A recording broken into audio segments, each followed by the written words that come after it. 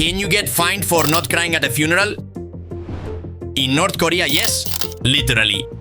Imagine living in a country where Google doesn't exist. You can't choose your own haircut freely. Because otherwise, you could end up in a forced labor camp. That's North Korea. We're talking about a real country. A regime that has been oppressing its people for over 70 years under a family dynasty that passes power around like a board game. Today, we're diving into one of the most absolute, absurd, and dangerous dictatorships on the planet to understand how North Korea works, the world's biggest dictatorship. The Kim family is known as a totalitarian dynasty. It all began with Kim Il-sung, the eternal great leader, who not only founded North Korea in 1948, but practically became a religious figure. His personality cult was so extreme that he remains president, even after death. Then came his son Kim Jong-il, the dear leader, known for his peculiar hairstyle. Under his rule, the country became even more isolated, famine worsened, and propaganda intensified. Finally, in 2011, Kim Jong-un came to power. The grandson of the founder and current supreme leader, a title that sounds more like a Marvel villain than a president, who inherited not only the position but also the repressive apparatus and a country with more missiles than hospitals. His arrival brought a bit of hope. Young, educated in Switzerland, a basketball fan. What if he was different? But no, he executed his uncle, made half the political elite disappear, and strengthened the nuclear program. 3 generations, one same script, absolute power, total control, and constant repression. So what's daily life like in North Korea? The North Korean economy is based on the Juche principle, a doctrine where all industry is completely controlled by the state. There is no private enterprise, no entrepreneurship, not even the idea of choosing where you want to work. You're assigned a job based on what the regime needs. Many workers don't even receive money as wages. They get food. We're talking about rice, corn, and if it was a good month, maybe some kimchi. Most of the population survives thanks to a rationing system. But the problem is, those rations often don't arrive. And if they don't arrive, you don't eat. Scarcity is brutal. Access to basic products is a luxury. And transportation, rusty buses, patched up bicycles, and metro stations in Pyongyang that look straight out of the 1950s. Most people can't even leave their city without a special permit from the government. Vacations, domestic tourism, forget it. The idea of private life or free time is almost a fantasy. Of course, none of this applies to the elite. High-ranking officials and families close to power live in a parallel reality with access to cars, meat, imported alcohol, and even modern technology. And that brings the inevitable question. How does an economy survive when it doesn't produce, doesn't export, and lives under sanctions from half the world? Well, with illegal arms trafficking, the sale of rare minerals to China, and slave labor abroad. Because North Korea sends its citizens to work overseas and takes most of their salary. They export labor as if it were a natural resource. So, what is daily life like in the most closed dictatorship on the planet? It's survival. Adapting to a routine where everything is planned by others. Because in North Korea, the state not only tells you what to do, but also what to think. And even what to feel, literally. Propaganda is everywhere. It's not just a political tool. It's a way of life. The streets are full of giant statues of the leaders. Schools teach that the Kims are almost divine beings, and the news reports ridiculous feats like Kim Jong-il getting 11 holes in one in his first game of golf. Sure, of course, a total machine. And if you don't believe it, better not let your face show it. Not looking emotional enough in front of a photo of the leader can be considered treason.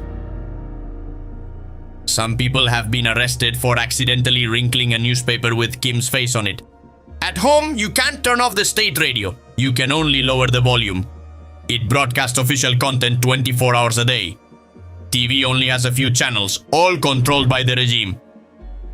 Entertainment? Documentaries about how wonderful it is to be North Korean and how evil the rest of the world is. And internet access? Well, they don't have it. They use an internal network called Kwangmyong, a kind of patriotic intranet where all content is approved, censored, and blessed by the state. No YouTube, no Google, no memes. Just articles about socialist agriculture, speeches from the supreme leader, and news where North Korea always wins. None of this is accidental. It's a perfectly designed control system to shape each citizen's mind, to make sure they can't imagine a different life.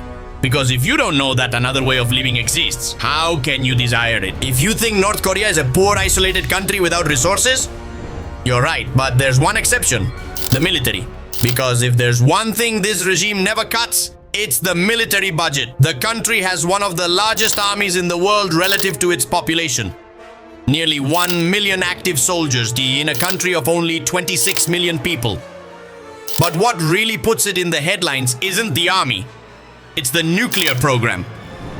For decades, North Korea has been developing atomic bombs while signing international treaties promising not to. And how does it justify all this to its people? Easy. Propaganda. The regime tells them they're surrounded by enemies, that the West wants to destroy them, and that only a powerful army keeps them alive. And the truth is, North Korea needs those enemies to justify its system. North Korea lives in a constant state of tension, both internal and external. Although the war with South Korea officially ended in 1953, the reality is they never signed peace, and more than 70 years later, the provocations continue. Meanwhile, the regime continues developing its nuclear arsenal like strategic toys, with the capacity to reach South Korea, Japan, or even the United States, while running an elite cyber unit dedicated to espionage and stealing millions in cryptocurrency. In contrast, ties with Russia have grown stronger than ever, exchanging ammunition for military tech in the midst of the Ukraine war. So, North Korea doesn't need to invade to be at war. It just needs to threaten, provoke, and maintain a balance based on fear. Because at the end of the day, what keeps the regime alive is not peace, but the constant possibility of breaking it. In foreign policy, the country maintains an ambiguous relationship with the world. It has few allies, China and Russia are the main ones, and even fewer friends. Every once in a while, it tries some diplomatic play, like the summits with Trump in 2010 and 2019. For a few days, the world believed Kim Jong-un might change. Smiling photos, handshakes, and no real agreements. On the international stage, Kim has played the role of the more rational leader in recent years. But behind every diplomatic gesture, the missiles keep launching, internal purges continue, and repression never stops. The diplomacy show was just that, a show. On the other hand, some claim they're starting to see signs of change. Occasionally, headlines in international media suggest North Korea is opening up. News appears about tourists entering, North Korean students with cell phones, or even rumors that Kim Jong-un is pushing economic reforms. And the question is, are we witnessing the beginning of real change? Well, it depends. Because yes, it's true that in Pyongyang, the capital where the elite live, you can see some signs.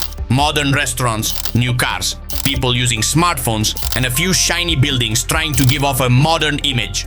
But we need to understand something. Pyongyang is not North Korea. It's a shop window carefully designed to deceive the visitor. A theater with well-trained actors and curtains hiding the misery.